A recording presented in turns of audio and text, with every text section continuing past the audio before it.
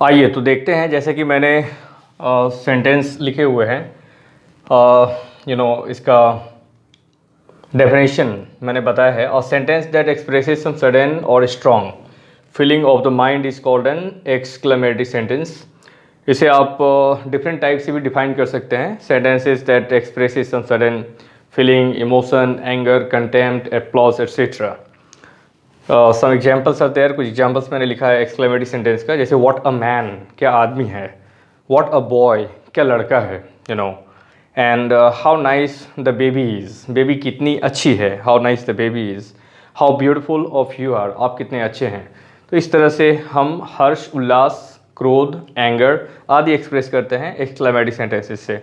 और exclamatory sentence में जैसा आप देख सकते हैं, नोट ऑफ एक्सक्लेमेशन मार्क होता है, जैसे इंटरोगेटिव सेंटेंस में मार्क ऑफ इंटरोगेशन और असर्टिव सेंटेंस में फुल स्टॉप। इसी प्रकार से एक्सक्लेमेटरी सेंटेंस में नोट ऑफ एक्सक्लेमेशन, राइट। तो ये एक्सक्लेमेटरी सेंटेंसेस हैं। एक्सक्लेमेटरी सेंटेंसेस को डायरेक्ट से इनडायरेक्ट हम कैसे बनाते हैं, डायरेक्ट स्पीच से इनडायरेक्ट में कैसे चेंज करते हैं, आइए हम देखते हैं बारी बारी से डायरेक्ट से इनडायरेक्ट बनाने के क्या नियम हैं। ऑलराइट, तो देखते हैं द फर्स्ट वन। सबसे पहले आपको क्या करना है, रिपोर्टिंग वर्ब। आप देख सकते हैं रिपोर्टिंग वर्ब को, जैसा कि हम लोगों ने असर्टिव में देखा था, रिपोर्टिंग वर्ब के स्थान पे दैट का प्रयोग, या फिर इंटरोगेटिव सेंटेंस में रिपोर्टिंग वर्ब के स्थान पे हम लोगों ने आस्क का प्रयोग किया था, या इंक्वायर या इंक्वायर्ड ऑफ का। और फिर ऑप्टेटिव सेंटेंस में इस तरह से, और एक्सक्लेमेटरी इंपेरेटिव सेंटेंस में। तो सबके अलग अलग रूल्स हैं। एक्सक्लेमेटरी सेंटेंसेस में आपको रिपोर्टिंग वर्ब को चेंज कर देना है अकॉर्डिंग टू सिचुएशन। यदि एंगर है तो एंगर के अकॉर्डिंग रिपोर्टिंग वर्ब को एक्सक्लेम विथ एंगर। यदि खुशियाँ, आगे सेंटेंस यदि आपको पढ़ने से लगता है, जो इन्वर्टेड कॉमास के अंतर के जो सेंटेंस है, उसे अगर पढ़ने से लग रहा है कि जॉय, खुशी का बोध हो रहा है, तो एक्सक्लेम विथ जॉय। अगर आपको पढ़ के लगता है कि घृणा का बोध हो रहा है, तो एक्सक्लेम विथ कंटेम्प्ट। अगर आपको पढ़ करके लगता है कि सरप्राइज का बोध हो रहा है, तो एक्सक्लेम विथ सरप्राइज। इस तरह से हम रिपोर्टिंग वर्ब को चेंज करते हैं as per the situation, as per the content और the meaning of the sentence. तो very first one is reporting verb को एक्सक्लेम विथ जॉय, खुशी प्रकट करने के लिए, एक्सक्लेम विथ एंगर, क्रोध प्रकट करने के लिए, एक्सक्लेम विथ कंटेम्प्ट, घृणा प्रकट करने के लिए, एक्सक्लेम विथ एप्लॉज, प्रशंसा प्रकट करने के लिए, एक्सक्लेम विथ रिग्रेट, पश्चाताप प्रकट करने के लिए, और एक्सक्लेम विथ सरप्राइज, आश्चर्य प्रकट करने के लिए। और फिर इसका दूसरा रूल्स है कि आप इन्वर्टेड कॉमा के स्थान पे आप प्रयोग करना है दैट का। और इस सेंटेंस में, एक्सक्लेमेटरी सेंटेंस में, आह या ओ या अलास या हिफिफुर्रे या fie fie et cetera word use किए जाते हैं, तो इनका लोप कर देना है, इनका प्रयोग बिल्कुल भी नहीं करना है। और नेक्स्ट एसर्टिव, जो एक्सक्लेमेटरी सेंटेंस है, उसको एसर्टिव पैटर्न पे चेंज कर देना है। जैसे कि आप देख सकते हैं, मैंने इसे मिटा दिया, पीछे जो मैंने लिखा था व्हाट अ बॉय, या फिर how cute the baby is, how nice of you are. तो इस तरह के सेंटेंसेस जो होते हैं ना, इसको चेंज कर देते हैं एसर्टिव पैटर्न पे। मैं आपको लिख करके बताता हूँ कि किस तरह से चेंज किया जाता है। तो इतना करने के बाद सेकंड में आपको क्या करना है, इन्वर्टेड कॉमास के बदले में दैट का प्रयोग करना है। और थर्ड में ओ, आ, अलास या फाइफ एट्सेट्रा, इस तरह के एक्सक्लेमेटरी सेंटेंस यदि हों तो इन्हें आप लोप कर दें, बिल्कुल भी यूज़ ना करें, डिलीट कर दें, हटा दें इसे। और एक्सक्लेमेटरी सेंटेंस का जो पैटर्न है, इसे आप एसर्टिव पैटर्न पे चेंज कर दें, और बाकी के जो जनरल रूल्स हैं उनका आप प्रयोग करें। तो हम देखते हैं कि एक्सक्लेमेटरी सेंटेंस को एसर्टिव सेंटेंस में कैसे चेंज किया जाता है, कुछ एग्जांपल्स के साथ देखते हैं। इन सेंटेंसेस को देखिए, what a fool I was, ये एक एक्सक्लेमेटरी सेंटेंस है। इस एक्सक्लेमेटरी सेंटेंस को एसर्टिव पैटर्न पे चेंज करिए। आप कैसे करेंगे, what a fool I was means कोई भी व्यक्ति है, किसी भी व्यक्ति को ये हैरानी हो रही है कि वो कितना बड़ा मूर्ख है, स्वयं में वो बोल रहा है कि मैं कितना बड़ा मूर्ख हूँ। What a fool I was मतलब मैं क्या मूर्ख हूँ, मैं कितना मूर्ख हूँ। उसको एसर्टिव में वो कैसे एक्सप्रेस करेगा, तो इसको देखिए, what a fool I was a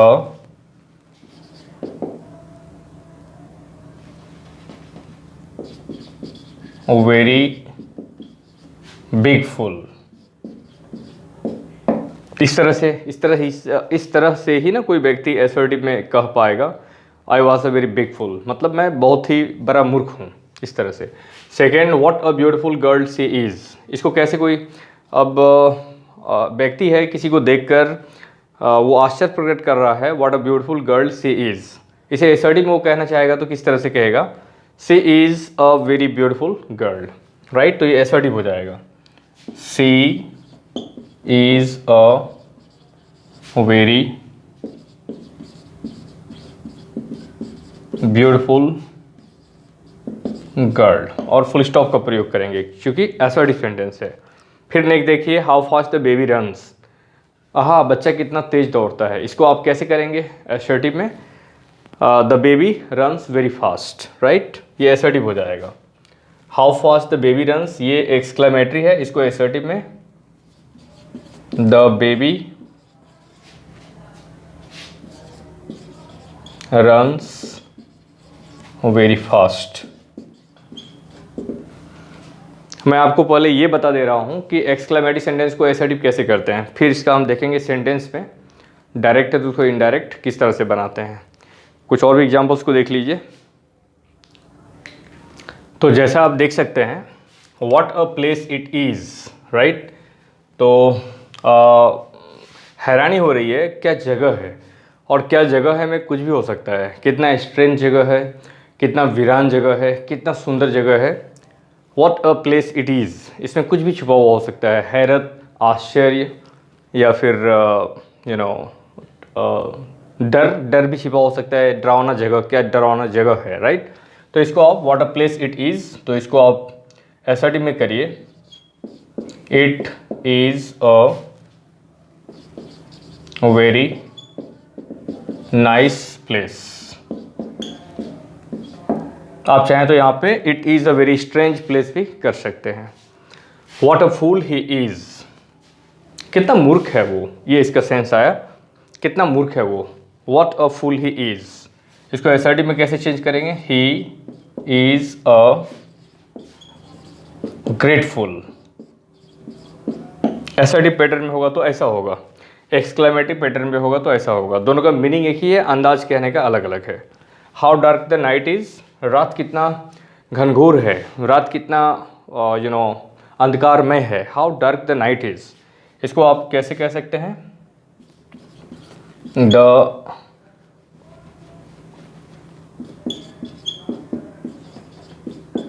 night, कैसे कह सकते हैं, how dark the night is, the night is very dark, the night is very dark, ये आपको एसर्टिव पैटर्न पे हुआ।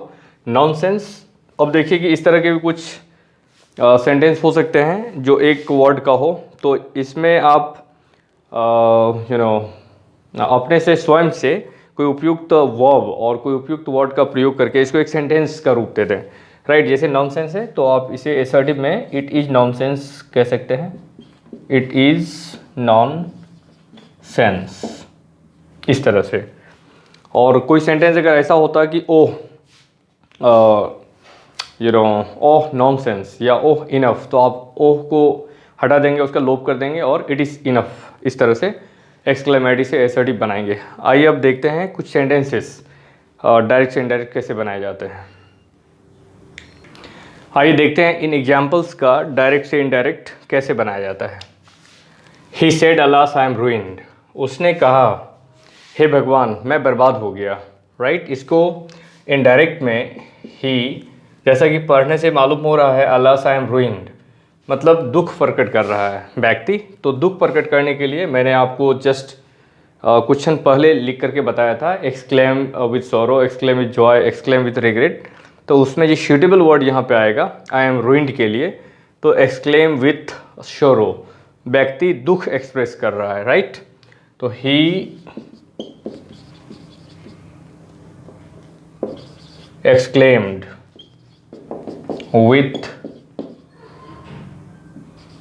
sorrow that, first person according to subject ही, और फिर रिपोर्टिंग वर्ब पास्ट टेंस में है इसलिए आप वॉज करें, ही वॉज ruined। ये डायरेक्ट से इनडायरेक्ट बन गए, राइट। और सेकेंड देखिए, they said hurray we have won the match. उन लोगों ने कहा वाह वाह हम लोग मैच जीत गए, हम लोग मैच जीत गए, हम लोग मैच जीत गए, राइट। खुशियाँ प्रकट कर रहा है, तो आप कैसे करेंगे? दे एक्सक्लेम्ड विथ जॉय। आनंद प्रकट कर रहा है, यू नो विक्ट्री हुई है, डेफिनेटली आनंद प्रकट कर रहा है व्यक्ति। तो they exclaim with joy, that का प्रयोग करेंगे जैसा मैंने नियम बताया अभी, दैट। और हुर्रे का लोप कर देंगे, मैंने बताया oh ah hip hip hurray five etcetera का लोप कर देना है। तो they exclaim with joy that, first person according to subject और दे है, यहाँ पे दे का प्रयोग करेंगे, दैट दे। और रिपोर्टिंग वर्ब चूँकि पास्ट टेंस में है इसलिए हैव को हैड में करेंगे, they had one the match. इस तरह से डायरेक्ट से इनडायरेक्ट।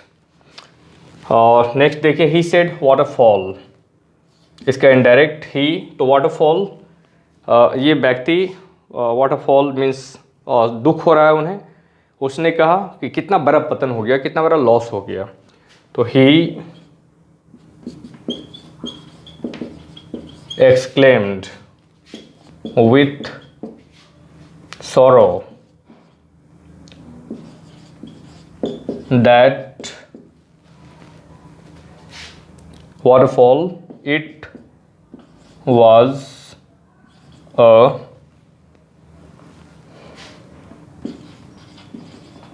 great fall, right। कुछ और भी एग्जाम्पल्स को देख लेते हैं, कुछ और एग्जाम्पल्स के साथ आगे बढ़ते हैं। He said how beautiful the girl is, he how beautiful the girl is, he exclaimed with surprise that का प्रयोग करेंगे, that the girl was very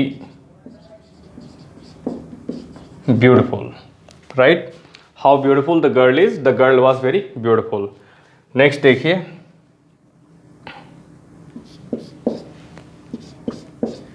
Rana said what an idea, Rana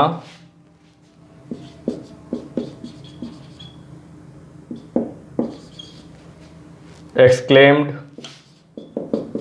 with joy that what an idea, इसको assertive में करेंगे तो it was a very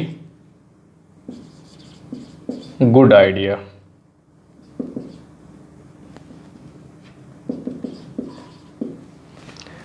alright, next देखें, he said oh enough, I said oh enough, I exclaimed with disgust that it was enough। इसमें disgust का प्रयोग किया, कहीं कहीं पे आपको जो मैंने 5-6 लिख दिया है उसके अतिरिक्त भी कुछ देखने को मिल सकता है। तो ये डिपेंड करेगा सेंटेंस का भाव क्या है, भाव के अकॉर्डिंग हमने यहाँ डिस्गस्ट का प्रयोग किया है। और नेक्स्ट फिर देखिए, he said to us welcome, इसको डायरेक्ट आप कर दीजिए, ही वेलकम्ड अस। ऑलराइट, तो इस तरह से आपने एक्सक्लेमेटरी सेंटेंसेस को डायरेक्ट से इनडायरेक्ट बनाना सीख लिया। और यदि आप डिटेल से और भी जानना चाहते हैं तो आप ब्रिटिश इंग्लिश विद यासिन शिक्षा निकेतन विनोदपुर कटिहार में आ सकते हैं, ज्वाइन कर सकते हैं क्लास। वहाँ पे आपको क्लास 6, 7, 8, 9, 10, 11, 12 से लेकर आप चाहें तो कॉम्पिटिटिव एग्ज़ाम्स की भी तैयारी के लिए आ सकते हैं और इंग्लिश ऑनर्स के लिए भी आ सकते हैं। इंग्लिश की तैयारी के लिए सेंटर जाना जाता है, तो आप वहाँ पे आकर के आप डिटेल से पढ़ सकते हैं। अगर आपको फिर भी कोई दिक्कत रह गई हो तो आप कमेंट में भी आप लिख कर मुझे बता सकते हैं, पूछ सकते हैं। आइए कुछ सेंटेंस हम देखते हैं यूनिवर्सल ट्रूथ के, और इस तरह से हम नरेशन चैप्टर को आज फिनिश करते हैं। आइए नरेशन का लास्ट पार्ट को पढ़कर नरेशन चैप्टर को फिनिश करते हैं। तो जैसे कि आप देख सकते हैं यूनिवर्सल ट्रूथ का मीनिंग होता है विश्वव्यापी सत्य। ऐसी कोई बात या ऐसी कोई सिद्धांत जो विश्वव्यापी हो, जिन्हें दुनिया के लोग जानते हों, हर व्यक्ति जानते हों, और जो ट्रूथ हो, जो रियलिटी हो, जो एक फैक्ट हो, जिसे सब कोई जानता हो, ऐसे सेंटेंसेस को या ऐसे सिद्धांत को यूनिवर्सल ट्रूथ कहा जाता है। और यूनिवर्सल ट्रूथ रिलेटेड सेंटेंस को डायरेक्ट से इनडायरेक्ट बनाने के लिए बहुत ही सिंपल सा रूल्स है कि आप रिपोर्टिंग वर्ब को टोल्ड का प्रयोग करें, इन्वर्टेड कॉमा के स्थान पे दैट का प्रयोग करें, और सेंटेंस को सेम एज लिख देना है। मीन्स टेंस चेंज बिल्कुल भी नहीं करना है। जैसे my teacher said that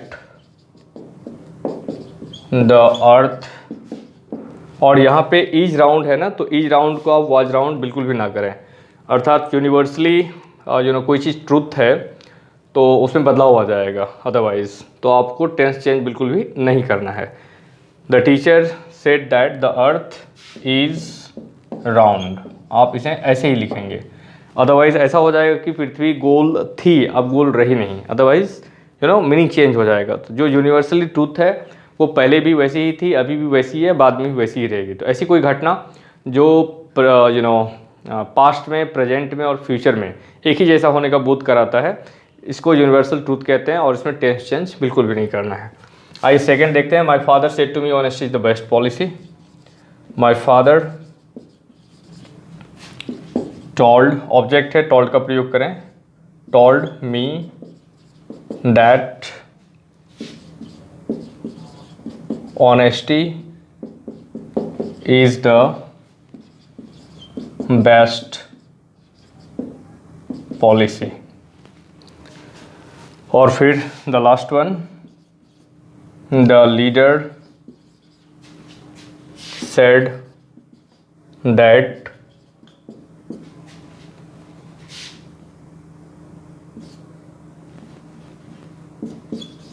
two and